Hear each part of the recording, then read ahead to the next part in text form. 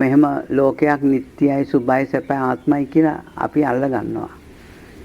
චතුරාර්ය සත්‍ය දන්නේ නැති හැමෝම මේ ලෝකේ නිට්ටයයි සුභයි සැපයි ආත්මයි කියලා අල්ලගෙන ඉන්නවා. ඒක තමන්ගේ රූපයත් නිට්ටයයි සුභයි සැපයි ආත්ම දෙයක් කියලා අල්ලගෙන ඉන්නවා. ඉතින් මේක තමයි මේ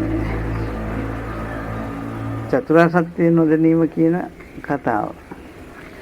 මේ චතුරාර්ය සත්‍ය දන්නේ නැති නිසායි මේ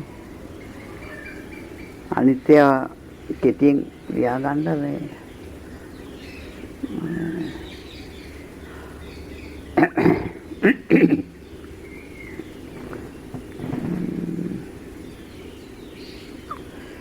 දැන් අපිට තේරෙනවා දැන් අවිද්‍යාව කියලා ගත්තොත් අවිද්‍යාව කියන්නේ චතුරාර්ය සත්‍ය නොදැනීම. අවිද්‍යාව කියලා කියනවා මේ ලෝකය අතොසින් අපිට ඇහැට පේනවා මේ ඇහැට පේන ලෝකේ නිට්ටයයි සුභයි සැපයි ආත්මයි කියලා ගැනීම. අතොසින් මේ ලෝකේ පේනවා කියලා අපි අරන් තියෙන මේ අවිද්‍යාව නිසා. මෙහෙම කයක් තියෙනවා. මේ කයේ ආයතන හයක් තියෙනවා. ඒ ආයතනයන්ට පේනවා යමක්.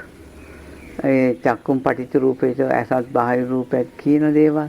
මේ ඔක්කොම සංකල්ප ටික මේ අහසක් තියෙනවා, දිවි ලෝක හයක් තියෙනවා. මේව ඔක්කොම මේ චතුරාර්ය සත්‍ය නොදන්නා කම නිසායි අපි මෙවැනි උදුරුවල් ටිකකට කුටි වෙලා තියෙන්නේ. ඉතින් ඒක නිසා මේ චතුරාර්ය සත්‍ය ධර්මය මතු කරගන්න අපි දක්ෂ වෙන්න ඕනේ. ඒක තමයි බුද්ධ ශාසනයේ මූලික වැඩපිළිවෙල. චතුරාර්ය සත්‍ය ධර්මය ගැන මතු කර ගැනීම තමා තුලින්. ඒක තමයි වෙන්න ඕනේ. ඒක තමයි බුද්ධ ශාසනය කියන්නේ. බුද්ධ ශාසනය කියන්නේ පින්දහම් කරන එක නෙවෙයි.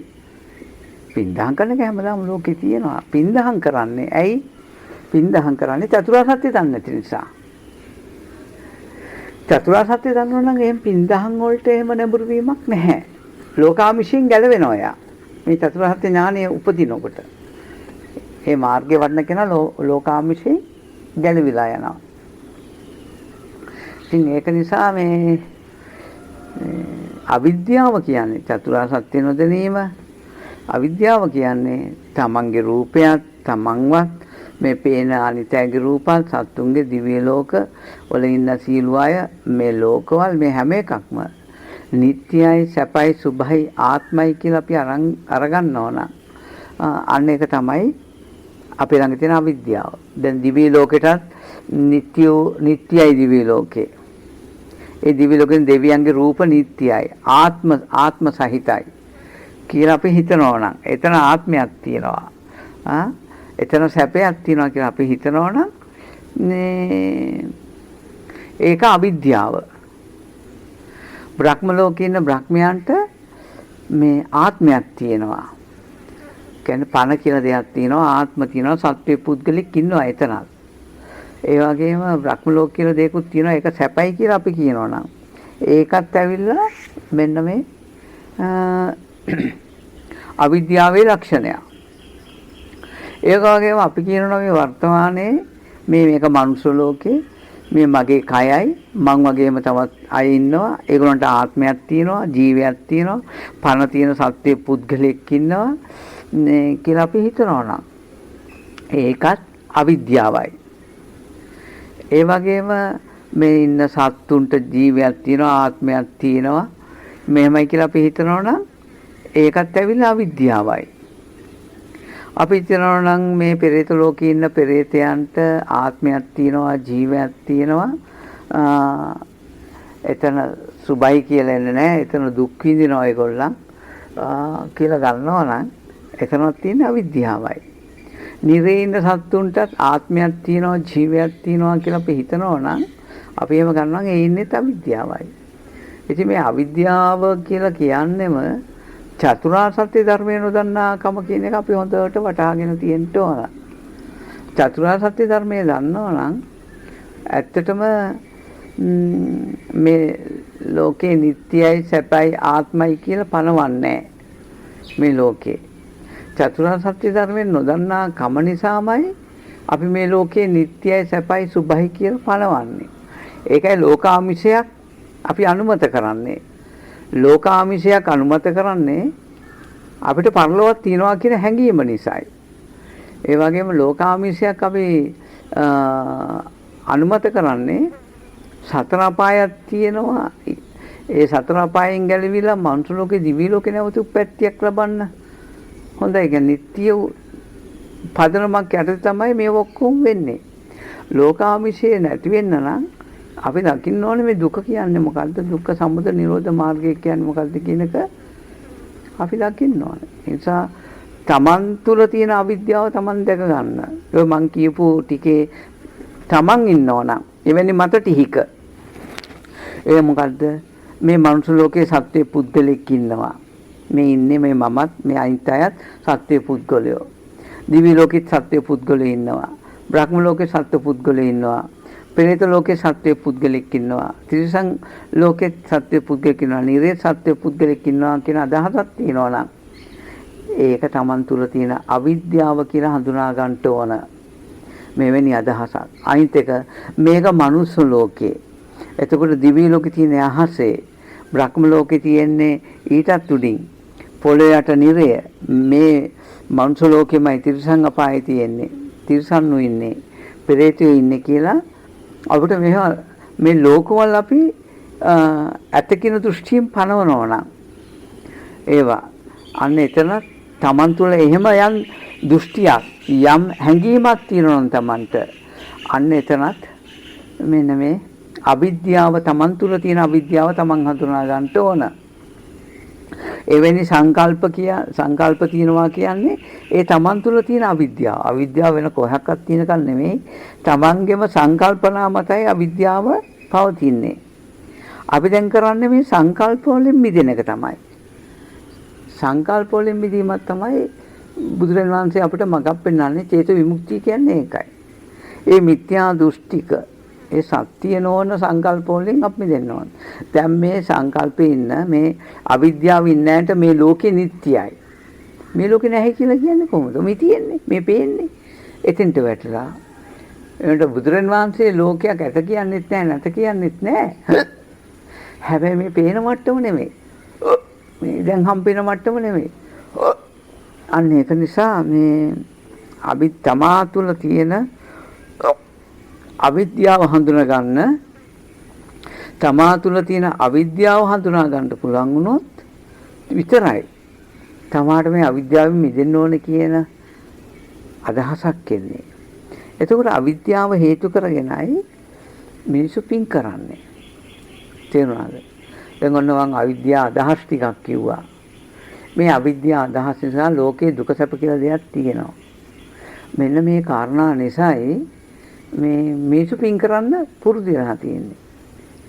ඉතින් මේ ඒ පින පව තෝරා ගැනීමත් ඒ ලෝකේ අවිද්‍යාවට සාපේක්ෂව ලෝකේ තියෙනවා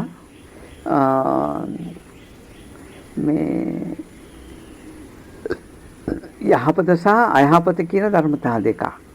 පින් පව් කියන ධර්මතා දෙකක්.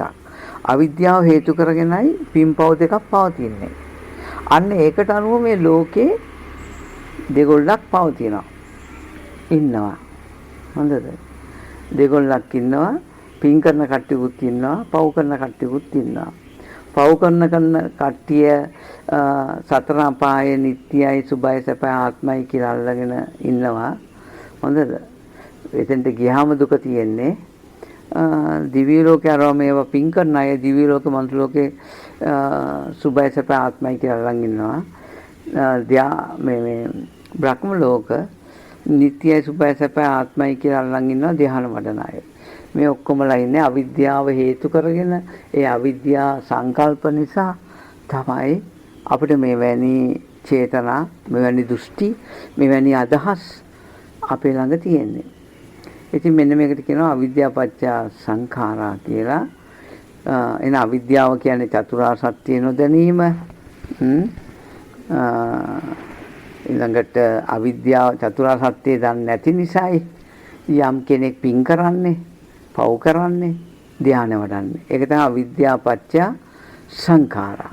අවිද්‍යාව ප්‍රත්‍ය කරගෙන හේතු කරගෙන ප්‍රභව කරගෙනයි පින කියන එක හටගන්නේ. අවිද්‍යාව හේතු කරගෙන ප්‍රභව කරගෙනයි පව කියන එක හටගන්නේ. අවිද්‍යාව හේතු කරගෙන ප්‍රභව කරගෙන තමයි ධ්‍යාන මාර්ගය උපදින්නේ. ඒක සංඛාර කිව්වම සංඛාර ධර්ම තුනක් තියෙනවා. පුඤ්ඤාභි සංඛාර, අපුඤ්ඤාභි සංඛාර, ආනිජ්ජාභි සංඛාර. මෙන්න මේ සංඛාර ධර්ම තුනයි. පුඤ්ඤාභි සංඛාර කියන්නේ පින්, අපුඤ්ඤාභි සංඛාර කියන්නේ පව්, ආනිජ්ජාභි සංඛාර කියන්නේ ධ්‍යාන පැත්ත. මෙන්න මේ අවිද්‍යාව නිසායි මේ ටික අපිට මුණ ගැහෙන්නේ. ඉතින් මේකත් එක්ක උන අවිද්‍යාව හේතු කරගෙන සංඛාර හට ගන්නවා. සංඛාර කියන්නේ පින් පව් ධ්‍යාන මිසු පව් කරන පැත්ත මම ටිකක් මතක් කළා. එතකොට පින් කළාම දිව්‍ය ලෝකේ මනුෂ්‍ය ලෝකේ උපදිනවා. පව් කළාම සතර අපායේ උපදිනවා. ධ්‍යාන වැඩිවම රක්ම ලෝකවල ගිහින් උපැත්ති ලබනවා. එතින් පස්සේ සංකාරපච්චය විඥාන. අපේ දැනගැනීම් හයක් තියෙනවා. හොඳද? මේ ඇහෙන් දැනගන්නවා, කලින් දැනගන්නවා, නාසයෙන් දැනගන්නවා, දිවෙන් දැනගන්නවා, කයෙන් දැනගන්නවා. මේ වගේ දැනගැනීම් තියෙනවා. හොඳද? විඥාන හයක් තියෙනවා අපිට. එක විඥානයක් නෙවෙයි විඥාන හයයි. එතකොට විඥානපච්චය නාම රූපං වෙනවා. නාම රූප කියන්නේ නාම කියන්නේ මෙන්න මේ වේදනා සංඥා සංකාර මේ කාරණා තුනට නාම කියලා කියනවා. රූප කියනවා පඨවි ආපෝ තේජෝ වායෝ වර්ණ ගන්ධ රස ඕජා මේව රූප කියන ගණයට යනවා. මේව රූප වෙනවා. ඔන්න නාම රූප. රූප ඉතින් ගොඩාක් තියෙන කොටස් වශයෙන් දැනට මේ ටික ගන්න. එතනින් පස්සේ නාම රූප පත්‍ය සදායතන වෙනවා. සදායතන කියන්නේ ඇස කන නාසය දිව ශරීරය පහළ වීම. මෙන්න මේ නාම ධර්ම තුනක් විඳින් හැඳිනීම සහ සංඛාර නිසා ඔන්න වර්ණ රූපේ හම්බ වෙනවා. ඒක හම්බ වීම නිසා ඒකට කියනවා අන්න ඇස පහළ වෙනවා කියලා. ඒකයි නාම රූපච්ඡ සදායතන කියන්නේ. අන්න ඇස පහළ වෙනවා. ඊළඟට අපි කියමු වේදනා සංඥා සංකාර පහළ වීම නිසා අපිට සද්දයක් හම්බ වෙනවා. අන්න ඒ සද්දේ නිසා කන පහළ වෙනවා. ඇහෙන බව ඇති වෙනවා. එතකොට අපේ වේදනා සංඥා සංඛාර නිසා අපිට ඔන්න රසයක් හම්බ වෙනවා. රස රූපය. මේ දෙක එකතු වෙන නිසා දිව හම්බ වෙනවා. වේදනා සංඥා සංඛාර නිසා සුවඳ හම්බ වෙනවා. මේ දෙක එකතු වීම නිසා අපිට නහයක් හම්බ වෙනවා. මෙන්න මේ මිනිස්යා නිර්මාණය වෙනවා මේ කාරණාවලින්. එතකොට මේ වේදනා සංඥා සංඛාර නිසා තද ගතිය හෝ දියර ගතිය හෝ උණුසුම් ගතිය හෝ වායු ගතිය පොට්ටබ ධර්ම කියනවා. හතරක් තියෙනවා. මේන් එකයි පහළ වෙන්නේ. පහළ වීම නිසා කයක් හට ගන්නවා. ඔන්න ඔය විදිහට තමයි අපේ ඇස කන නාසය දිව ශරීරය මනස ඇති වෙන්නේ. සිතට සිතුවිලි එන නිසා අන්න සිතක් පහළ වෙනවා. මේ විදිහට මෙන්න මේ නාම රූප පත්‍ය නාම රූප ප්‍රත්‍යයෙන් මෙන්න මේ ආයතන හයක් හැදෙනකොට අන්න සත්වේ පුද්ගලයේ කියන ධර්මතාවයේ ලෝකෙ හැදිලා මේ හේතු නිසා හැදුනේ. ඇත්තටම ඉන්නව නෙවෙයි. සත්‍ය පුද්ගලික ඉන්නව නෙවෙයි. අර නාම රූප ප්‍රත්‍යයෙන් හටගන්න ධර්මයක් තමයි ඇස, කන, නාසය, දිව, ශරීරය. මේ ටික මනස. මේ ටික මේ හේතු නාම රූප ප්‍රත්‍යයෙන් හටගන්නකොට ඉබේම මේ මනුස්ස රුවක් හැදිලා, කයක් හැදිලා. ඒක ඒ හේතු නිසාම හටගත්තා. ඉබේ නෙමෙයි. ඒ හේතු සකස් වෙනකොටම මේ අපේ කය හැදලා තියෙන ওই විදිහට තමයි. අවිද්‍යාව හේතු කරගෙන මේ කයක් හටගෙන තියෙන්නේ. ඉතින් ඔන්න ඔය විදිහට ආයතන හයක පහළ වීම අපි හොඳට දැක ගන්න ඕන මේ වර්ණ රූප, ශබ්ද රූප, මේ ගන්ධ රූප, රස රූප, පොට්ටබ්බ රූප, ධම්ම රූප. මේ රූප හය නාම ධර්මත් එක්ක එකතු වීම නිසා ඇස උපදිනවා, කන උපදිනවා, නාසය උපදිනවා, දිව උපදිනවා, කය උපදිනවා, මනස උපදිනවා. මේ හය ඉපදීම හේතු කරගෙන අපිට මිනිස්සෙක් පේනවා, සතෙක් පේනවා, දෙවියෙක් පේනවා, අපිට බ්‍රහ්මෙක් හම්බ වෙනවා. මේ විදිහට විවිධ අය හම්බ වෙනවා. නිර්සතෙක් හම්බ වෙනවා, පෙරේතෙක් හම්බ වෙනවා. හැබැයි මේ හැමතැනම තියෙන්නේ මේ නාම ධර්මයට මේ රූප හයක් එකතු වීම නිසා මේ එක විට එක රූපයයි හටගන්නේ, හයම එකවර පහළ වෙන්නේ. ඒ නිසායි ආයතන හයක් පහළ වෙන්නේ. ඒ ආයතන හය පහළ වෙනවා. පහළනවා අපිට මනුස්ස රුවක් මේ හේතු නිසා හටගත්ත බවක් තමයි තියෙන්නේ. අන්න ඒකත් එක්ක අපි දැන් දන්නවා දැන් සඩායතන ඉපදුනා. සඩායතනපත් පස්ස. අන්න ස්පර්ශයක් හටගත්තා. මේ තමාව හටගන්න හැටි තමයි ඉස්සෙල්ලා අපි කිව්වේ. තමන්ගේ ආයතන ආය හටගන්න හැටි තමයි ඔය කිව්වේ. කිව්වට පස්සේ ස්පර්ශයක් ඇති වෙනවා. ස්පර්ශයෙන් හැමතිස්සෙම වෙන්නේ ඇහැට රූපයක් පේනවා, කනට ශබ්දයක් බාහිරින් හම්බ වෙනවා, දිවට රසයක් හම්බ වෙනවා. මේ විදිහට අපිට බාහිර යමක් හම්බ වෙනවා නම් එතන ස්පර්ශ ආයතන. ස්පර්ශ ආයතනින් කරන්නේ බාහිරේ තවත් අය ඉන්නවා කියලා අපිට පෙන්වන එක. ස්පර්ශ ආයතනින් කරන්නේ බාහිරේ. දැන් ඉස්සෙල්ලා කතා කළේ නාම රූපච්ඡ නාමපච්ඡ රූපං. ඒ කියන්නේ මේ වේදනා සංඥා සංකාර වලට ඒ නිසා මේ වර්ණ රූපේ සැකසුනොත් ඇහැ ඉපදුනා. අන්න ඇහැ හට ගන්නවා. වේදනා සංඥා සංකාර වලට සද්දයක් හම්බ වුණොත් අන්න කන හටගත්තා. මේ තමා තුල වෙන දෙයක් මේක. තමන් නිර්මාණය වෙනවා. තමන් නිර්මාණය වෙනකොට දැන් ඇහැ කන නාසය හටගන්න හැටි තමයි ඔය කිව්වේ. ඔය විදිහට. ඔය විදිහට ඇහැ කන නාසය හටගන්නකොට තමන්ව හටගන්නකොට අන්න ස්පර්ශ ආයතනයක් හටගන්නවා. අන්න ආයතන හයක් හටගන්න ස්පර්ශ කියන්නේ අපිට බාහිර යමක් හම්බෙන්න පටන් ගන්නවා. මාව විතරක් නෙමෙයි. ඒ ඇස කන නාසය දිව ශරීරය තියෙන බාහිරෙත් රූප පේන්න ගන්නවා. විවිධ රූප පේනවා බාහිරේ.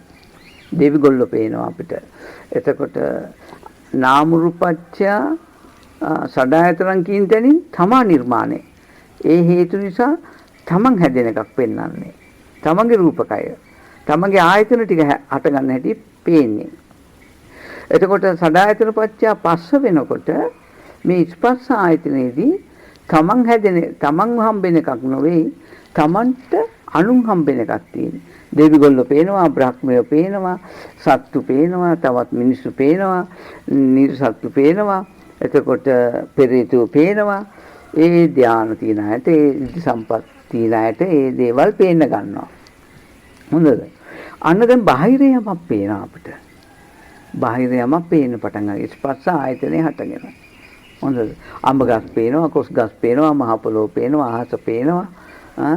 මේ විවිධ දේවල් අපිට පේන්න අරගෙන. ඒ ලෝකවල විවිධ දේවල් ඇහෙනේවා අපිට ඇහෙන්න පටන් අරගෙන. ඉතින් මෙන්න මේ විදිහට ස්පර්ශ ආයතනය කියන්නේ හැමතිස්සෙම අපිට බාහිර යමක් තියෙන හැටියට දෙන එක. එස්සෙල්ලාම තමන්ගේ රූපේ හේතුප්‍රත්‍යයෙන් හට ගන්නවා. ඊට පස්සේ මේ හේතු නිසා, ඇස නිසා, කන නිසා, නාසය නිසා මෙන්න බාහිර යමකුත් ඒවට අපිට හම්බෙන්න පටන් ගන්නවා. ඒකට කියනවා ස්පර්ශ ආයතන කියලා. ඉතින් මේකත් එක්ක ස්පර්ශය හටගත්තට පස්සේ පස්සපච්ච වේදනා. වේදනා කියන්නේ වේදනා තුන් ආකාරයි. සැප වශයෙන්, දුක් වශයෙන්, අදුක්කම සුඛ වශයෙන් වේදනාව පහළ වෙනවා. අන්න වේදනාව තුන් ආකාරයි. දැන් අපිට ඇහැට පේන දේ ආරම්භය සැප වශයෙන් ගන්න පුළුවන්, දුක් වශයෙන් ගන්න පුළුවන්, අදුක්කම සුඛ වශයෙන් හිතන්නත් පුළුවන්. ඉතින් අපිට දැන් අපේ යාළුවෙක් පේනවා නම් අපිට සතුටුයි. අපේ තරහකාරයෙක් පේනවා නම් අපිට දුක් වේදනාවක් එන්නේ. කවදාකවත් නොදැක්ක කෙනෙක් හම්බ වෙනවා නම් අදුක්කම සුඛ වේදනාවක් තමයි හම්බ වෙන්නේ. එයා කෙරෙහි දුකක් එන්නේත් නැහැ, එයා කෙරෙහි ඇලීමක් එන්නේත් නැහැ. තාම යාව ගැන දන්නේ නැති නිසා අලුත් කෙනෙක්. අදුක්කම සුඛ වේදනාවක් ඇති වෙනවා. මේක ඇති වෙන්නේ මේ පේන දේ, පේන ලෝකය අරඹයාමයි. අන්න ඊට පස්සේ ඒ කුමන හෝ වේදනාවක් ඇති වෙලා ඊට පස්සේ ඇති වෙනවා වේදනාපච්චය තණ්හා. අන්න ත්‍රිවිධාකාර වූ තණ්හාවක් ඇති වෙනවා. කාම තණ්හා, භව තණ්හා, විභව තණ්හා කියලා. ඒ තණ්හා තුනක් තියෙනවා. ඒ තුنين එකක් පහළ වෙනවා අපිට. එක්ක කාම තණ්හාවක්, ඇහැට පේන දේ අරඹය, ඇහැට පේන්නේ සැප වේදනාවක්. ඒ සැප වේදනාව අරඹය එක්ක කාම තණ්හාවක්, එක්ක භව තණ්හාවක්, එක්ක විභව තණ්හාවක් කියනවා. ඒ ඇහැට පේන දේ අරඹය දුක් වේදනාවක් තියෙනවා. මේ දුකක් තියෙන්නේ. ඇහැට පේන දේ. ඇහැට පේන දේ අරඹය තියෙන දුක් වේදනාව අරඹය කාම තණ්හා ඇති වෙනවා, භව තණ්හා ඇති වෙනවා, විභව තණ්හා ඇති වෙනවා. ওই තුනෙන් එකක් පහළ වෙනවා. ඒ වගේම තමන්ගේ ඇහැට පේන දේ අරඹය භව තණ්හා ඇති වෙනවා. මේ එතරම් කාම තණ්හාව ඇති වෙනවා. ඇහැට පේන දේ අරඹය මේ ඇහැට පේනවා, පේනලා සැප වේදනාව වශයෙන් හම්බෙනවානේ. ඒ සැප වේදනාව වශයෙන් හම්බෙච්ච එක කාම තණ්හා, භව තණ්හා, විභව තණ්හා වශයෙන් හම්බෙනවා. දුක් ඇහැට පේන දේ අරඹය ස්පර්ශ ආයතන ඇති වෙලා ඒ දුක් සහගත වේදනාව ඇති වුණාම කාම තණ්හා, භව තණ්හා, විභව තණ්හා ඇති වෙනවා. ඒ වගේම ඇහැට පේන දේ අරඹය ස්පර්ශ ආයතන හැදිලා විභව තණ්හාව ඇති වෙනවා. මේකට තුන් ආකාර වූ මේ තෘෂ්ණාව ඇති වෙනවා. තණ්හාපච්ච උපාදාන. ඔන්න උපාදානයක් ඇති වෙනවා. උපාදානයක් කියන්නේ මගේ ආත්මය කියලා අල්ලගන්න ස්වභාවයක් යනවා. ඒ නිසායි අපිට කාම ලෝකේ, රූප ලෝකේ, අරූප ලෝකේ අපිට හම්බෙන්නේ. ඉතින් උපාදානපච්ච භව. භවේ කියුවාම භවේ තුන් ආකාරයි. කාම භව, රූප භව, අරූප භව. භව තුනක් තියෙනවා නේද? මෙන්න මේ භව තුනට අනුව මේ කාම භවය කියන්නේ වර්තමානයේ අපිට මේ ලෝකේ හම්බෙන එක නේද? කාම භවය. කියන්නේ ඇහැට නෙමේ ලෝකේ හම්බෙන්නේ. ඇත්තටම කාම භවය කියන තැන අපිට හම්බෙලා තියෙන්නේ අපේම චිත්ත මට්ටමටමයි. ඇහැට පේන දේ අරඹයන් අපි හිතන්නේ. හිතුවොත්නේ කාම භවයක් තියෙන්නේ. නේ? කාම භවයක් තියෙන්නේ. දැන් එතකොට මේ ඇහැට පේන දේ අරඹය කාම භවය ඇති වුණා. ඔන්න මොන හරි කමටහනක් අරගෙන නේද? අපි ඒක භාවනා වශයෙන් වඩනකොට අපේ සිතේ ඇති වෙනවා. දැන් සිතේනේ කාම භවය. කාම භවය නැති වෙලා රූප භවය ඇති වෙනවා සිතේම. සිතේම මට්ටමක් තමයි මේ සිත කොටස් තුනකට බෙදෙනවා. මේ සිතේ තියෙනවා සිතුවිලි මට්ටම් තියෙනවා, කාම සිතුවිලි තියෙනවා, රූප සිතුවිලි තියෙනවා, අරූප සිතුවිලි තියෙනවා. මේ සිත ආකාර තුනකට නියෝජනය වෙනවා අපි තුල. එතකොට નિરાයාසයෙන්ම නියෝජනය වෙන්නේ උප්පැත්තියෙන්. දැන් මනුෂ්‍ය ලෝකයට සාපේක්ෂව નિરાයාසයෙන්ම අපේ සිත නියෝජනය වෙන්නේ කාම භවයට. හොඳද? ඔන්න ඒ කාම භවයල ලොකු මහත් වෙලා යා මොන හරි කොහේ හරි පන්සලකට හරි අබුද්ධෝපත්ති කාලේ හරි කොහේ හරි ගිහිල්ලා එයා යම් කමටහනක් අරගෙන භාවනා කරනකොට සිත ධානයටපත් වෙනවානේ. අන්න එයා තුන දැන් මේ ධාන මේ කාම භවයේ රූප භවය එනවා. නේද? රූප ලෝකයට අයිති ලෝකවල හතරක් තියෙනවා. ප්‍රථම ධානය, දෙවෙනි ධානය, තුන්වෙනි ධානය, හතරවෙනි ධානය. නේද?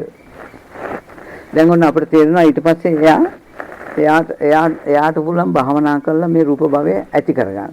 තවත් භාවනා කරලා එයාට පුළුවන් එයාගේ සිතම අරූප භවයට ඇති කරගන්න. ඉතින් මේක සමස්තයක් වශයෙන් මේ මනුෂ්‍ය ලෝකයට සාපේක්ෂව අපේ සිත වෙනස් කරන්න පුළුවන්. ওই විදිහට. දැන් මේ මනුෂ්‍ය ලෝකයේ උපැත්තියම අපිට හම්බෙන්නේ කාම භවයයි. රූප භවයක් හම්බෙන්නේ නැහැ. අරූප භවයක් හම්බෙන්නේ නැහැ. හොඳද? දැන් ඔය දිවි ලෝකෙ ගියත් හම්බෙන්නේ කාම භවයයි. එතෙන්දී හම්බෙන්නේ කාම භවය. එතකොට රූපී බ්‍රහ්ම ලෝකෙට ගියොත් උප්පැත්තිය මෙතන හම්බෙන්නේ රූපී බ්‍රහ්ම ලෝකයයි. රූපී භවයයි. යම් කෙනෙකුට මේ අරූපී ලෝකේ නම් එයා ඉන්නේ. එයාට උප්පැත්තිය මෙතන හම්බෙන්නේ ඉපදෙනකොටම හම්බෙන්නේ අරූපී භවයයි. තේරුණාද? දැන් අපි ඉපදෙනකොට මේ කාම ලෝකේ අපිට හම්බෙන්නේ කාම භවයයි. රූපී අරූපී භවය හම්බෙන්නේ නැහැ.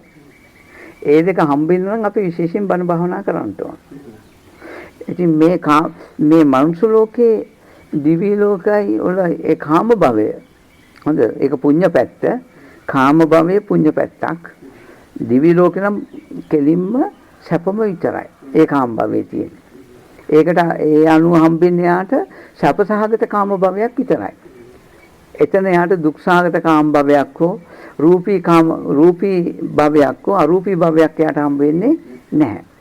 මනුෂ්‍ය ලෝකයට සාපේක්ෂව ඉන්නවා අන්ධ අය ඉන්නවා, ඇස් පේන අය ඉන්නවා, අංග විකල අය ඉන්නවා, අංග විකල නැති අය ඉන්නවා, මන්ද බුද්ධික අය ඉපදෙනවා, මන්ද බුද්ධික නැති අය ඉපදෙනවා. විවිධ තරතුරන්නේ. එතකොට මේ මනුෂ්‍ය ලෝකේ දුකයි සැපයි අදුක්කම සුඛයි තුනම බැලන්ස් වෙලා තියෙනවා. ඒ තුනම තියෙනවා. ඒ තුනම තිබුණත් මේ මනුෂ්‍ය ලෝකේ ඇස් පේන්නේ නැති කෙනෙකුට ඇස් පේන කෙනෙකුට හැමෝටම හම්බලා තියෙන්නේ කාම භවයයි. කවදක රූපී භවය හම්බ වෙන්නේ නැහැ. හොඳද? එතකොට මේ අපි තේරුම් ගන්න ඕනේ අපිට ඒ ලෝකල් වලට අනුව අපේ චිත්තයන් හම්බ වෙන්නේ. ඒ නිසා අපි තේරෙන මට්ටමින් කියතොත් අපිට මේ මනුෂ්‍ය ලෝකේ හම්බෙන්නේ උප්පැත්තියම හම්බෙන්නේ කාම භවෙ. රූපී භවය හම්බෙන්නේ නැහැ. ඒ වගේම රූපී බ්‍රහ්ම ලෝකවල කවදාකවත් කාම භවයක් හම්බෙන්නේ නැහැ. මොන හේතුවෙන් තවත් හම්බෙන්නේ නැහැ. හොඳද? කාම භවයක් උපද්දවන්නවත් ගන්න බෑ. දැන් මනුෂ්‍ය ලෝකේ නම් පුළුවන් අපිට රූපී ලෝකය උපද්දවලා ගන්න. නේද? ඒත් මේ රූපී ලෝකයේ තුල කාම භවය උපද්දලා ගන්න බෑ. ඒක වෙන්නේ නැහැ කවදාවත්. ඒ වගේම අරූපී චිත්ත මට්ටමක අරූපී ලෝකේ කවදාක රූපී ලෝකේ මතු කරලා ගන්න බෑ. කාම භවය මතු කරලා ගන්නවත් බෑ. හොඳද? හැබැයි මේ මනුෂ්‍ය ලෝකේ පුළුවන් මේ කාම භවයට එන්නත් පුළුවන්, රූපී භවයට එන්නත් පුළුවන්, අරූපී භවය මතු කරගන්නත් පුළුවන්. තේරුණාද? අන්නේ නිසායි බුදුපසේ බුදු මහරහතන් වහන්සේලා පාරමී පුරන්න මනුෂ්‍ය ලෝකෙ තෝරගන්න. ඇයි? සිත වෙනස් කරන්න පුළුවන් වෙන්නේ අපිට මේ කාම භවයෙන් රූප භවයට යන්න පුළුවන්, රූපී භවයෙන් අරූපී භවයට යන්න පුළුවන්. ඒ වගේ අපේ සිත වෙනස් කරන්න පුළුවන් වෙන්නේ මේ මනුෂ්‍ය ලෝකෙ පමණයි. හොඳද? දිවි ලෝකෙ බෑ. දිවි ලෝකෙ තමයි අපේ සිත වෙනස් කරන්න. ඒකට හේතුව එහි දුක කියලා දෙයක් ඇත්තේ නැහැ. සැපයමයි තියෙන්නේ. දැන් මේ අපි ජීවත් වෙන මේ මනුෂ්‍ය ලෝකේ දුක තියෙනවා, සැප තියෙනවා, අදුක්කම සුඛ තියෙනවා. තේරුණාද? දිවි ලෝකවල අදුක්කම සුඛ නැහැ. දුක නැහැ. නේද? සැපයම පමණයි.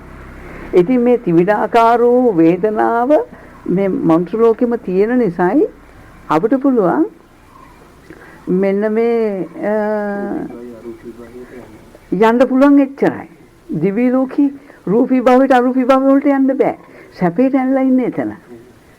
ඒ රූපී භවයට යන චිත්තේ වැඩින්නේ නැහැ. තේරුණාද?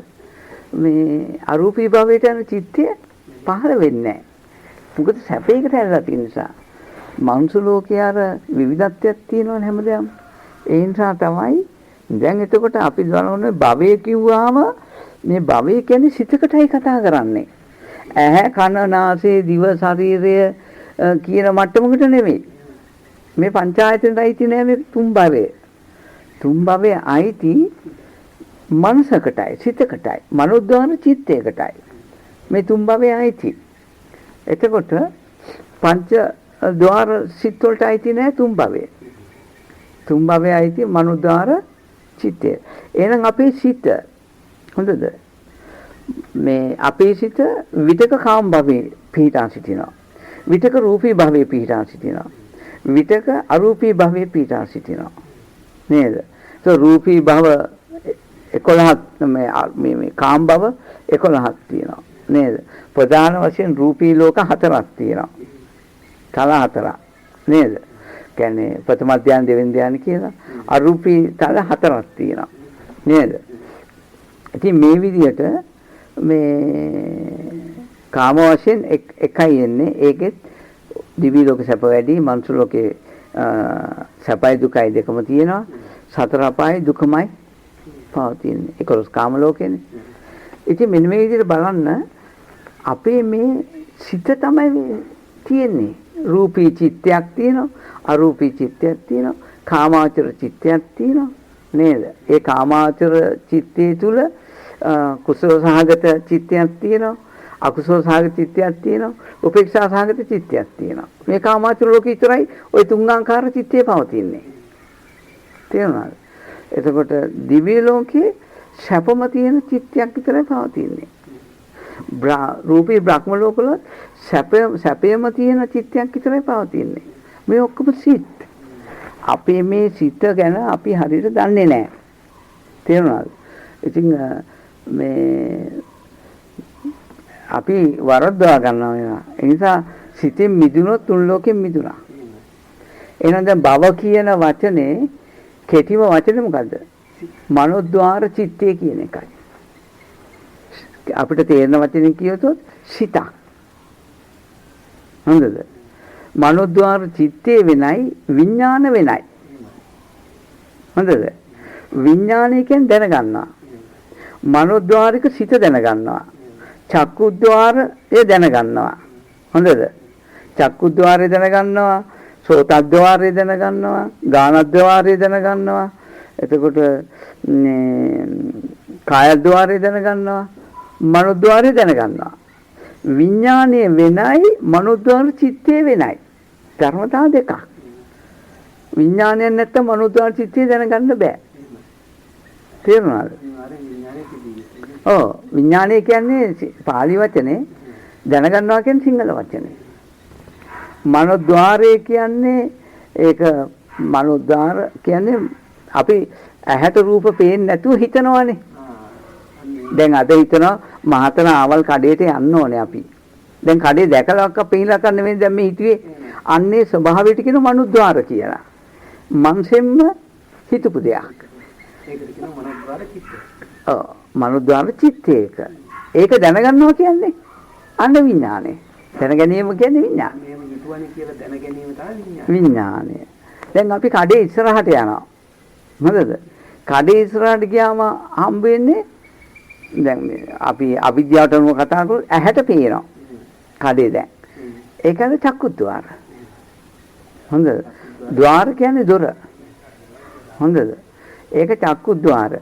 අන්න චක්කුද්්වාරය දැනගන්නවා. ඇහැට හම්බෙච්ච දේ දැනගන්නවා.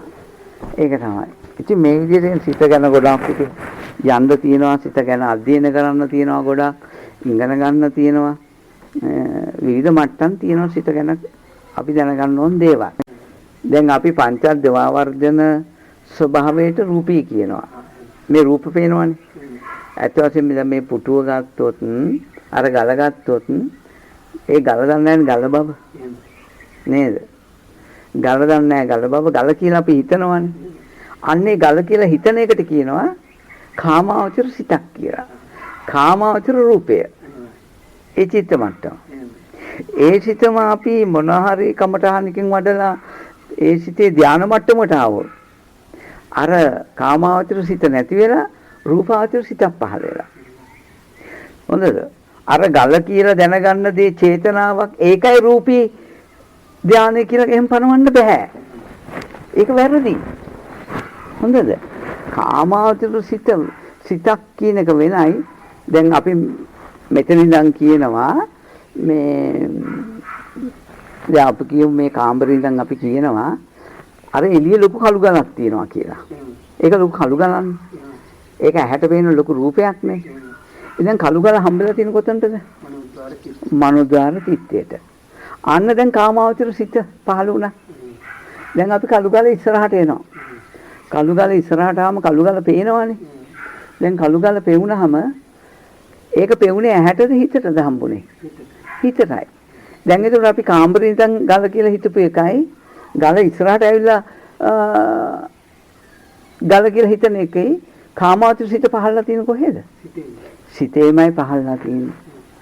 කාමාවචර ලෝකයක් ඇහැට හම්බෙන්නේ නැහැ. ඇහැ කියන්නේ බොරුවක්. ලොකු මුලාවක්. හොඳද? කන්නාඩියට ලෝකෙ පේන්නේ නැහනේ. නේද? ඡායාව වැටෙනවා කියලා ලෝකෙ පේන්නේ නැහැ. හිතක් නැති නිසා. දැන් කණ්ණාඩියක් වගේ තමයි අපේ ඇහැ. මේක එක දේවල් වැටුණාට කණ්ණාඩිය දන්නේ නැහැ මොනවද කියලා. ඒ වගේ ඇහැ දන්නේ නැහැ. අපි හිතන්න ඕනේ යනවා. ඒකට රූපී චිත්තයේ ස්වභාවය. රූපී චිත්තය කියන්නේ ඒක ප්‍රථම ධානයනේ. සිතේම පහළ වෙනවා. දැන් ගල සම්බන්ධව අපි පහන ආලෝකයක් දකිනවා. දැන් අපි කියනවා ලස්සන ආලෝකයක් තිබුණා කියලා මේ ගේ පිටිපස්සේ. දැකලා නැහැ. ලස්සන ආලෝකයක් ගේ පිටිපස්සේ තියෙනවා. ඒක කාමාවචර චිත්තයක්. හොඳද? එතකොට අපි ආලෝකේ තියෙන තැනට යනවා. ආලෝකේ තියෙන තැනට ගියාම ඇත්තට ඇහැටද හම්බෙලා තියෙන්නේ? සිතටමයි. එතින්දිත් හම්බෙලා තියෙන්නේ සිතටමයි. දැන් කාමාවචර චිත්තයක් අපි කාමරේ ඉඳන් හිතුවත් ඒ ආලෝකේ තියෙන තැනට ගිහිල්ලා මේක ආලෝකයක් කියලා රතු පාටයි කියලා හිතුවත් ඒක කාමාවචර චිත්තයක්මයි. මේ කාමාවචර චිත්තය හටගන්න ක්‍රම දෙකක් තියෙනවා. එකක් මනෝද්වාරිකව හටගන්නවා, එකක් මේ පංචද්වාරික වශයෙන් හටගන්නවා. කාමාවචර චිත්තය. කාමාවචර චිත්තය. හොඳද? කවදාකවත් රූපාවචර චිත්තය පංචායතනෙන් එකයි, මනෝද්වාර චිත්තයෙන් එකයි, එහෙම දෙකක් නැහැ. රූපාවචර චිත්තයේ තියෙන මනෝද්වාරික චිත්තය විතරයි. තේරුණාද? එතකොට අරූපාවචර චිත්තයටත් පංචායතනෙට එකක් අරහෙම කාමාවචර චිත්ත වගේ දෙකකට බෙදන්න බෑ. ඒකත් මනෝද්වාර චිත්තයටම පමණයි යන්නේ. හොඳද? ඉතින් මෙතෙන්දී දැන් කාමාවචර චිත්තය මනෝද්වාරික පංචද්වාරික චිත්තයකුත් තියෙනවා. මනෝද්වාරික චිත්තයටත් හම්බ වෙනවා. තේරුණාද? කාමාවචර චිත්තය. හැබැයි මේ කාමාවචර, රූපාවචර, අරූපාවචර කියන දේවල් සිතක් සම්බන්ධව තියෙන බව මතක තියාගන්න. භවය කියන්නේ සිතට. තේරුණාද? භවය කියන්නේ සිතක්. එතකොට ඒ සිතේ පහළ වෙන්නේ කාමාවචර සිතක්, කාමාවචර අදහසක්ද නේද? මම දැන් ඉස්සෙල්ලා කිව්වේ පංචද්වාරික කාමාවචර සිත් තියෙනවා, මනෝද්වාරික කාමාවචර සිත් තියෙනවා. මේකේ ඇත්ත බලනකොට ඇත්තටම පංචද්වාරෙන්ට අයිති නැති නේද? පංචද්වාර සිත් කියලාත් පහළලා තියෙන්නේ මනෝද්වාරික චිත්තය තුලමයි. අසක් කනන් නාසයක් කියලා දෙයක් එහෙම එකක් තිබිලා නැහැ. ඒක තමයි ඇත්ත. හොඳද? ඒනකොට අපි රැවටිලා ඉන්නවා, ඇහැට පේනවා, සිතින් හිතන එක වෙනයි, ඇහැට පේන එක වෙනයි. ඒක තමයි ඉස්සෙල්ලා කිව්වේ. ඒනකොට අපි දැන් මේ කාමරේ ඇතුළේ ඉඳන් අතන ආලෝකයක් තියෙනවා කියලා හිතනවා. හැබැයි ඇහැට පේන්නේ නැහැ. දැන් ඒක මනෝද්වාරික චිත්තයන්නේ. අපි දැන් ඒ ආලෝකයේ තියෙන තැනට යනවා. එතින්දි ගිහිල්ලා අපි හිතනවා මේක රතු පාටයිනේ. මේ ආලෝකයේ රතු පාටයි කියලා හිතනෝනේ. දැන් බලනකොට අපි කාමරේ ඉඳන් හිතපු එකත් ඒ ආලෝකයේ තියෙන තැනට කියලා හිතමු ගත් හිතමයි. ආයතනයට හම්බෙලා නැහැ කිසිවක්. එතකොට ඒ අපේ කාමාවචර චිත්තය මත පවතින මේ ස්වභාවයක් තමයි මේ ආයතන හයම පහළ වෙන අපේ චිත්තය. තේරුණාද? පංචද්වාවර්ජන සිත පහළ වෙන්නේ මනසේ. තේරුණාද? ඒ මනෝද්වාරික චිත්තයේ තියෙනෙත් මනසේ. මේ ඔක්කොම පංචද්වාවර්ජන සිත් වර්ග ඔය මේ කාමාවචර ලෝකයට සාපේක්ෂව සිත කොටස් 6කට බෙදනවා. මේක චක්කුද්වාර චිත්තය. හොඳද? මේක සෝතද්වාර චිත්තය. මේක ගානද්වාර චිත්තය. කියන්නේ මේ ඇහැට පේන දේ, මේ කනට ඇහෙන දේ, මේ දිවට හම්බෙන දේ, මේ නාසයට හම්බෙන දේ, මේ කයට හම්බෙන දේ. මේක චිත්තයක්. සිතේ තමයි මේ පංචද්වාර චිත්ත ස්වභාවය තිබිලා තියෙන්නේ. මේ අපි අද භෞතික මට්ටමේ මේ ඇස කන නාසය කියලා ඝන වශයෙන් හදාගත්ත ඒක පංචද්වාර දෙන්නට අයිති එකක් නෙවෙයි. මෙතන බුදුරන් වහන්සේ කතා කරන්නේ පංචද්වාරවර්ජන කියන්නේ සිතේම තවත් කොටස් පහ. කාමාවචර ලෝකේ සාපේක්ෂව පවතින කොටස් පහ. එතකොට ඒ හම්බෙන දැන් අපිට මේ දැන් ගල කියලා අපි ගල කියලා හිතනවානේ. මේ හිතන මේ ධර්මතාවය තමයි චක්කුද්්වාරය. තේරුණාද? චක්කු ద్వාරය කියන්නේ ඒකටයි. ඇයි චක්කු ద్వාරයක් කියන්නේ? එළිය යමක් තියෙන හැටියට හම්බ වෙනවා. එළිය යමක් තියෙන හැටියට හම්බුණාට එතන තියෙන්නේ මේ මස් වලින් හැදිච්ච හැකට පේන එකක් නෙවෙයි. මේ චක්කු ద్వාරයේ තියෙන්නේ මේ අපේ මනෝද්වාර චිත්තයමයි. මනසෙමයි තියෙන්නේ. තේරුණාද? එතකොට දැන් මෙතෙන්දී අපිට මේ ගල කියලා දෙයක් හම්බිලානේ. හම්බිලා තියෙන මනසටමයි. ඒ වගේම ගල කියලා අපි දැන් කාමරයක් ඇතුළේ ඉඳලා හිතනවා අතන ගලක් තියනවා කියලා. දැන් එතෙන්දී මේ මනුස්සේ පහළ වෙන්නේ චක්කුද්්වාරය. පහළ වෙලා නැහැ. මනුස්සේ පහළ වෙන සුජීවම මනෝද්වාරය විතරයි. මනසෙම චක්කුද්්වාරයක් පහළ වෙන මනෝද්වාරයක් තියෙනවා නම් හොඳද? සිතුවිල්ලක් පහළ වෙනවා නම් ඒකට කියනවා මෙන්න මේ චක්කුද්්වාර කියලා. හොඳද? ඒක චක්කුද්්වාරයයි. මනසේ චක්කුද්්වාරයක් පහළ වෙන්නේ නැතුව හොඳ පහළ වෙන චිත්තයක් තියෙනවා. ඒ චිත්තයට කියන මනෝද්වාර චිත්තය කියලා. ඒකටද රූපී භාවය කියන්නේ? එතකොට ඒකටද රූපී භාවය? ඒක කාම. ඔව්. මේක මම රූපී බ්‍රහ්ම ලෝක ගැන කතා කළේ නැහැ. දැන් ධම්මේ චුට්ටක් කතා කළාට දැන් මම මෙතනින් පැහැදිලි කළේ කාමාවචර. පංචද්වාවර්ජන සිත් සහ මනෝද්වාවර්ජන සිත. අපි හිතන්නේ මේ මස් වලින් හැදිච්ච මේ අස කන නාසය කියන මේ වස්තු ටිකට පේනවා ඇහෙනවා දැනනවා කියලානේ. මේවත් එක්ක සම්බන්ධතාවයක් නැහැ. ඒකයි තමයි අවබෝධ කරනවා කියන්නේ. කෙටියෙන් අපි ගන්නවා නම් චක්කු ద్వාරය කියන්නේ චිත්ත මට්ටමක්, සිතේ පහළ වෙන එකක්. මේ 91ක් නෙවෙයි. ඒ පහළ වෙච්ච චිත්තයට අනුව චේතනාවක් පහළ වෙනවා නම්. හොඳද? ඒකට කියනවා කාමාවචර සිතක් කියලා. හොඳද? අපේ මේ ආයතන පහ පහළ වෙන්නේ අපේම මනසේ. භෞතික මට්ටමින් තියෙන එකක් නෙවෙයි. හොඳද? මේක අපි තෝරගන්න ඕන. එතකොට පංචද්වාරයේ නැතුව, චක්කුද්්වාරයේ නැතුව දැක්ක දේ අපි කොහරි ගිහලා සිහි කරනවා නම් ඒක තියෙන මනෝද්වාරයයි. එහෙනම් මේ චක්කුද්්වාරයේ පහළ වෙන්නේ චිත්තය තුල, මනෝද්වාරයේ පහළ වෙන්නේ චිත්තයක් තුල. මේක අපි සොයාගන්න තේරුම් ගන්න ඕන. මනෝද්වාරය කියන්නේ චක්කුද්්වාරයේ පහළ වෙලා නැහැ. ඒ චිත්ත මට්ටම නැහැ. හොඳද? එතකොට මනසෙම සිහි කළ දෙන එක. චක්කුද්්වාරය කියන්නේ මේ මනසෙම පහළ වෙන චක්කුද්්වාරයේ පහළ වෙන චිත්තයක් ඒක. භෞතික මට්ටමින් හම්බෙන එකක් නෙවෙයි. ඇස කියන කතාව. හොඳද? ඉතින් මෙන්න මේක හොඳට මේ දෙක තෝරගන්න. දැන් මම ආලෝකයක් ගැන කිව්වනේ.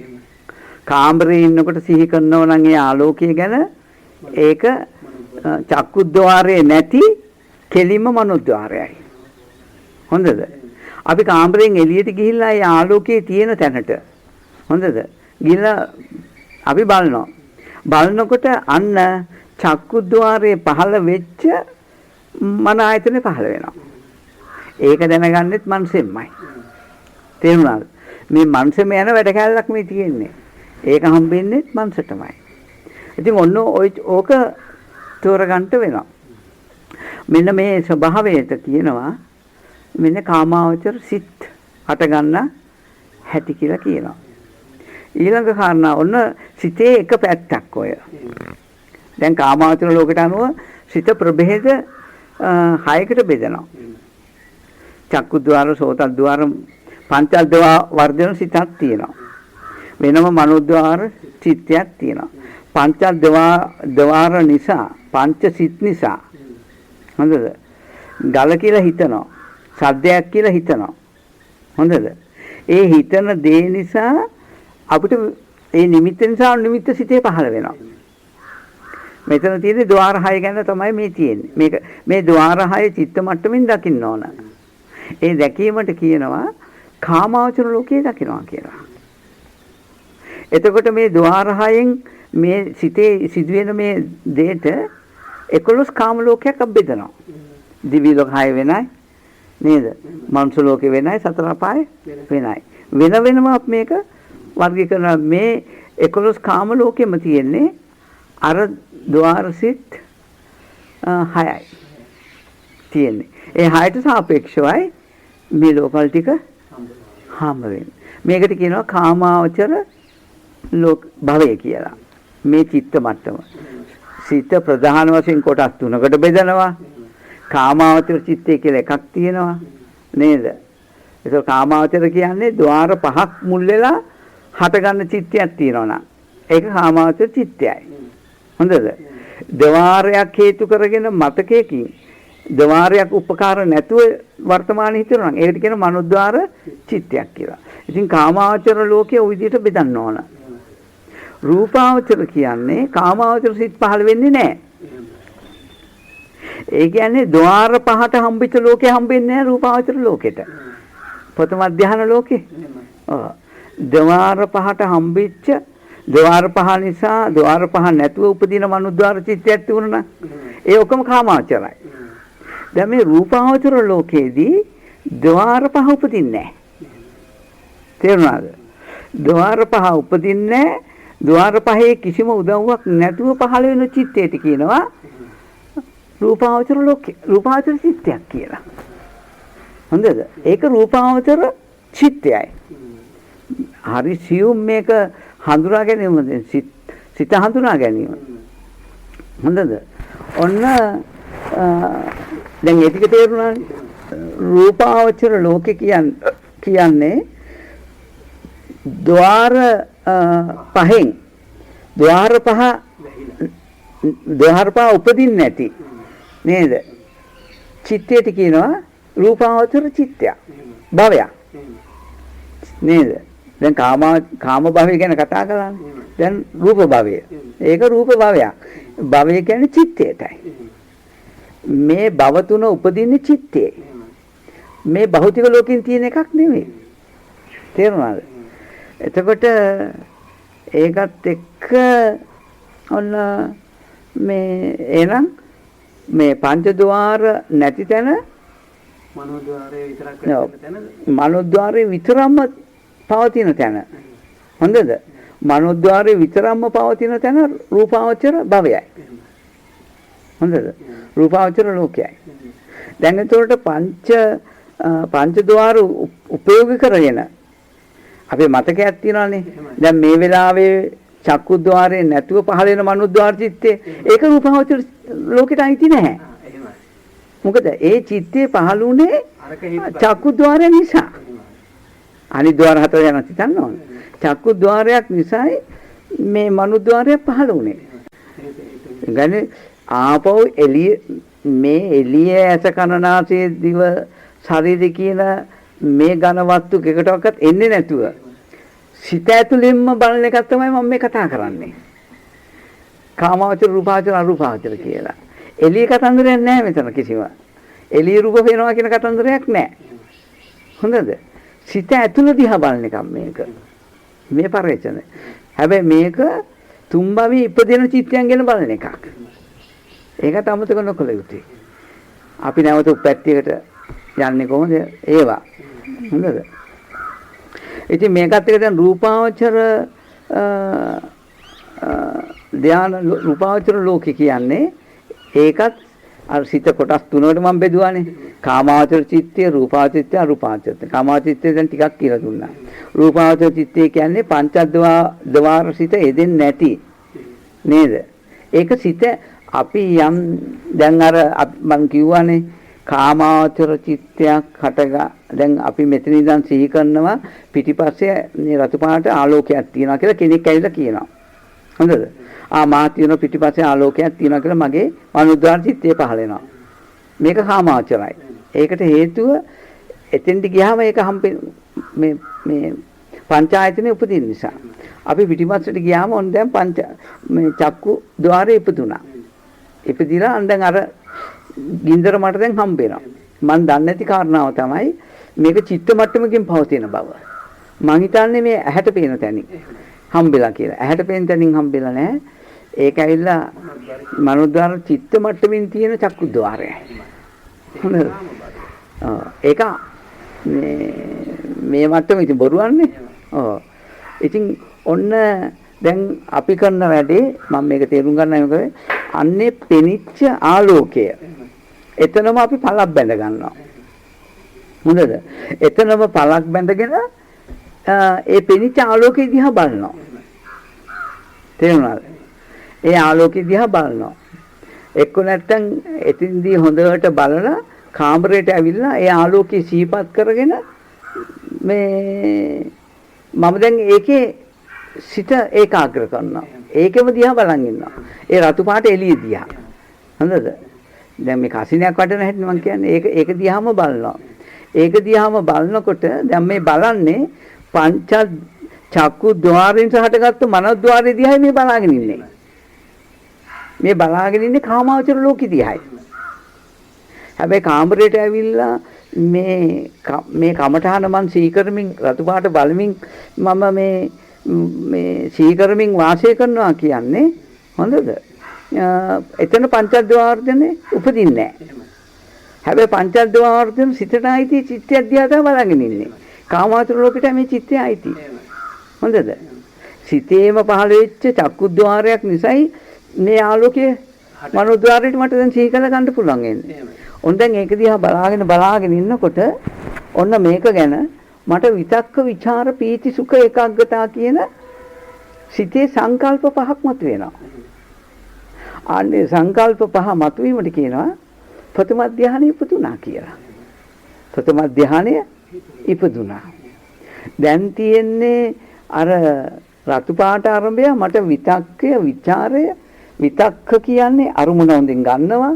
ਵਿਚාරය කියන්නේ ඒක ගැන හොඳට පරීක්ෂා කරනවා, නුවණින් බලනවා. හොඳද? ඒක ਵਿਚාර. ඒක හොඳට දැනෙන්න ගන්නකොට ප්‍රීතිය ඇති වෙනවා, සැහැල්ලුව ඇති වෙනවා. ඒක සිත ඒකාග්‍ර වෙනවා. මේකට කියන ප්‍රථම ධාන ස්වභාවයක් කියලා. දැන් ඔන්න මේ ස්වභාවයට කියනවා ප්‍රථම ධාන චිත්තය කියලා. එතකොට ප්‍රථම ධාන චිත්තයක් පහළ වෙන්න චිත්ත ධර්ම පහක් එකතු වෙනවා. විතර්කය ඕනේ, ਵਿਚාරය ඕනේ, ප්‍රීතිය ඕනේ, සුඛය ඕනේ, ඒකාග්‍රතාවය ඕනේ. තේරුණාද? එතකොට ප්‍රථම ධාන චිත්තයක් උපදින්න සිත කාමාවචර ලෝකයෙන් මිදිලා රූපාවචර ලෝකෙට එන්න. හොඳද? එන්න සිත කොටස් පහකට කැඩෙන්න ඕන. හැබැයි මේ එකට එකක් ප්‍රත්‍යයයි. විතක්කය ਵਿਚාරයට ප්‍රත්‍යයයි. විතක්කේ නැත්නම් ਵਿਚාරය උපදින්නේ නැහැ. විචාර නැත්නම් ප්‍රීතිය නැහැ. ප්‍රීතිය නැත්නම් සුඛේ නැහැ. සුඛේ නැත්නම් ඒකාග්‍රතාවය නැහැ. හොඳද? එහෙනම් විතක්කය ඇති වෙන්න ඕන ප්‍රීතිය මේ ਵਿਚාරය ඇති වෙන්න. ਵਿਚාරය නිසායි ප්‍රීතිය. ප්‍රීතිය නිසායි මේ සුඛය. සුඛේ නිසා ඒකාග්‍රතාවය. මේ ප්‍රථම ධාන චිත්තේදී අපේ සිත කොටස් පහකට බෙදෙනවා. තේරුණාද? ඒ වුණාට මේ එකට එකක් ප්‍රත්‍යයයි. එකක් අඩු වුණොත් අනිත් එක උපදින්නේ නැහැ. එහෙම තියෙනවා. නිකන් හරි විතර්කයේ පහළුන් නැත්තොත් ਵਿਚාරේ නැහැ. මේව නැත්තම් අපි ඉන කාමාවචර චිත්තේ විතරයි. තාම. හොඳද? ඉතින් මේ කාමාවචර චිත්තෙන් මිදලා රූපාවචර චිත්තයට එනවා කියන්නේ ඔන්න ඔකයි. රූපී ධානවලදී බාහිර යමක් තියනවා කියලා හම්බෙන්නේ නැහැ. නේද? දැන් අපි මේ කතන්දරේ ඇත්ත කතන්දරේ අපි බැලුවානේ. මේ කාමාවචර ලෝකේ එළියට යන්නේ නැහනේ. එළියට මුකුත් තියනවා කියලා හම්බෙන්නේ නැහනේ. නේද?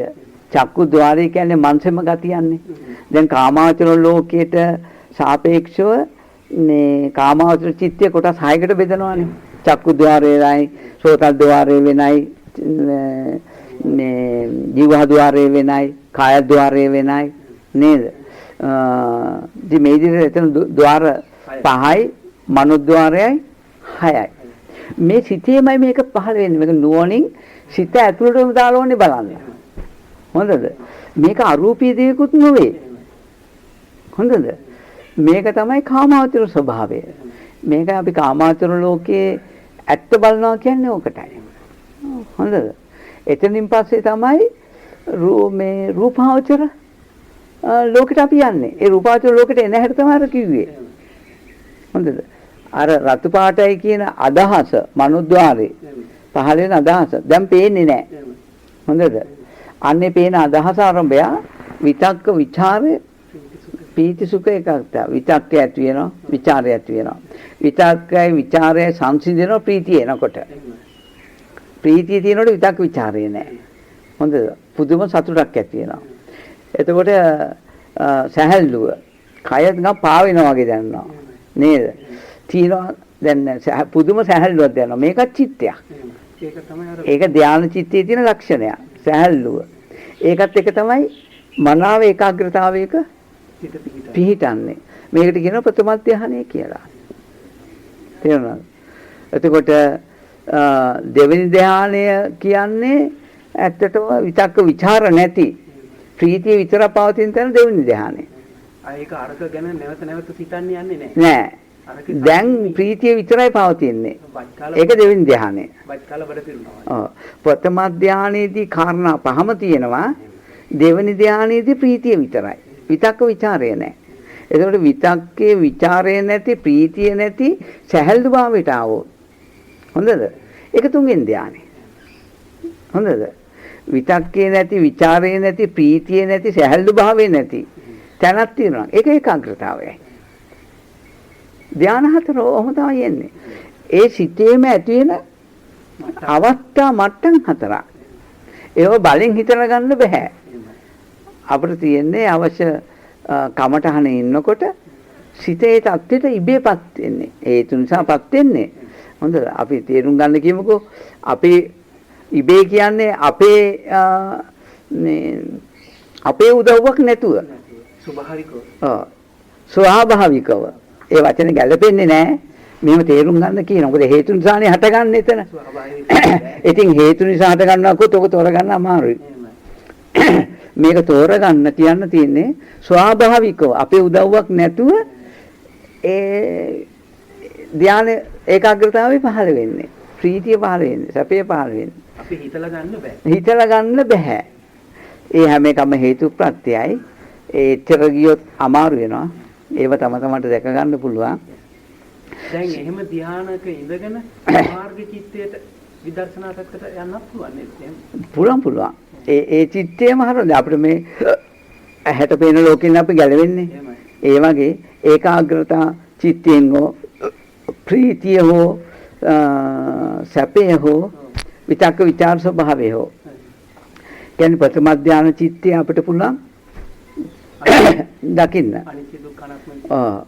දැන් අපේ කාමාවචර සිත කියන එක දන්නවනේ. චක්කුද්්වාරේ නේද? චක්කුද්්වාරේ නිසානේ අපිට මේ මනෝද්්වාරේ හටගන්නේ. මේ සෝතද්්වාරේ නිසානේ මනෝද්්වාරේ. මේ සිත ඇතුළෙම නිමිත්ත සහ නිමිත්තනේ. මේ සිත ඇතුළේ කතන්දරයන්නේ. එළිය ගලප්පේන කතන්දරයක් නැහැනේ. ගලප්පේන්නේ නැහැ අපිට එළියේ. මොකද මේවා ඔක්කොම ඒ චිත්ත මට්ටමත් තමයි මේ ලෝකේ මේ ලෝකේ වගේ අපිට පේනවා නේද? ඒ සිත තමයි මේ. මේ ලෝකේ අනික සිතානිකක් නෙවෙයි. සිතමයි පවතින්නේ. සිතමයි පවතින්නේ. ඉතින් ගොඩාක් ගැඹුරුයි සිත කියන කාරණාව. මේ එහෙම මේ කාලයත් එක්ක තමයි ඔක විසඳෙන්නේ. මේ රූපී මට්ටම කියන්නේ මේ පහළ වෙච්ච මේ චිත්ත මට්ටමේ විතක්ක ਵਿਚාර පීති සුඛ ඒකාග්‍රතාව කියන මට්ටමයි. ඒ මට්ටමේ ඉඳගෙන ඊට පස්සේ ඒව සසරේ උපදින්න හේතුයි.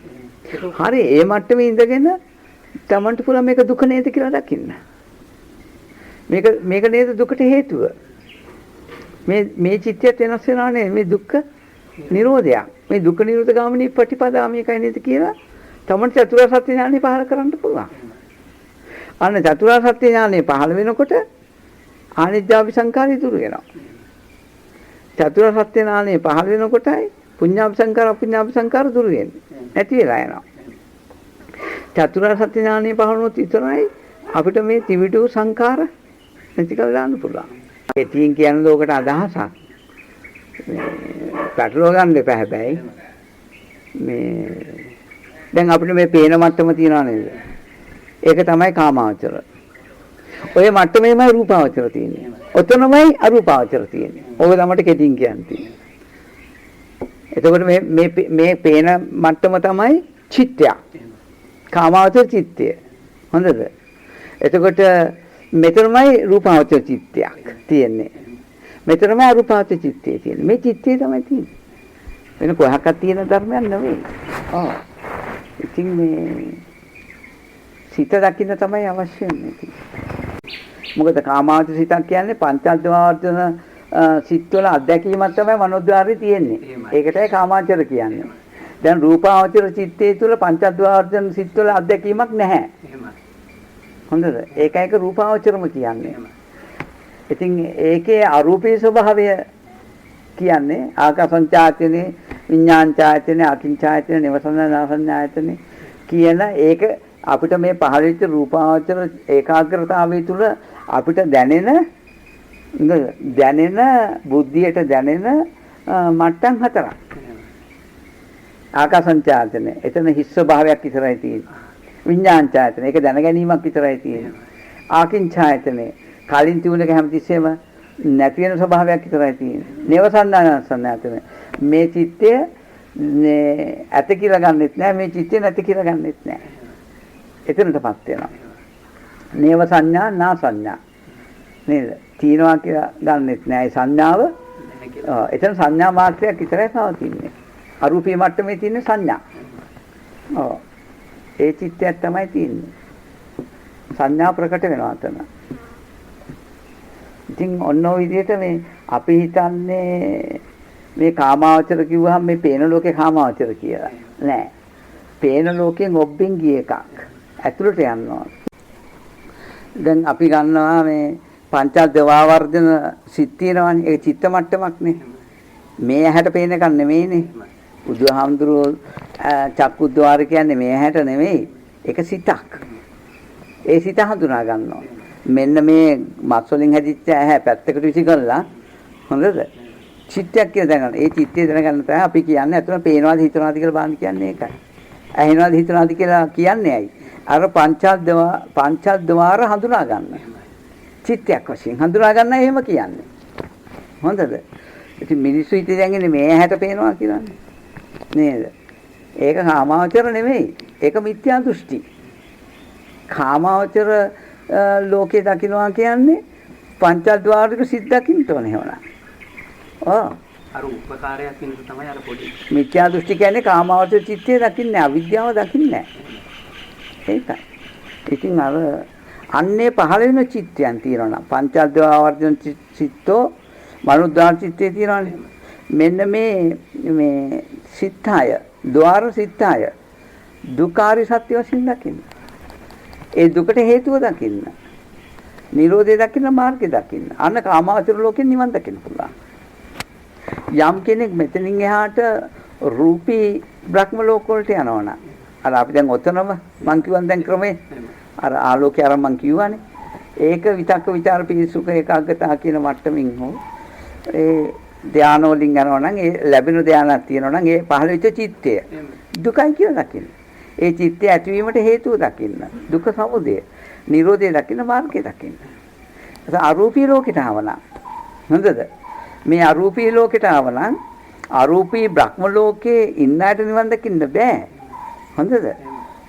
මේ අරූපී ලෝකේ වර්තමානයේ තමන්ගේ උත්සාහයෙන් උපදවාගත්ත කෙනෙකුට මනුස්ස ලෝකේ ඉන්න කෙනෙකුට උපදවාගත්ත කෙනෙකුට අරූපී ලෝකෙන් නිවන් දකින්න පුළුවන්. ඒ චිත්තේ දුකයි කියලා දකින්න. හොඳද? මේ අරූපී මේ ධානයේ උපදින්න හේතුව මේකයි කියලා දකින්න. ඒ නිරෝධය දකින්න මාර්ගය දකින්න.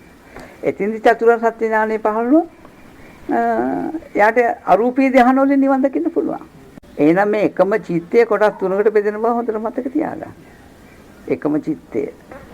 ඉතින් ඔන්න ඔය කාමාවචර චිත්තයට, රූපාවචර චිත්තයට, අරූපාවචර චිත්තයට මේ සිත් තුනට කියනවා උපාදාන පත්‍ය භව කියලා කියනවා. භවය කියලා කියනවා. ඕක තමයි භවය කියන්නේ. ඒ චිත්තේ භවය කියලා භෞතික ලෝකෙන් ගත් එකක් නෙවෙයි. තමා තුළ පහළ වෙන ඔන්න ඔය ස්වභාවයට කියනවා භව තුනක් කියලා.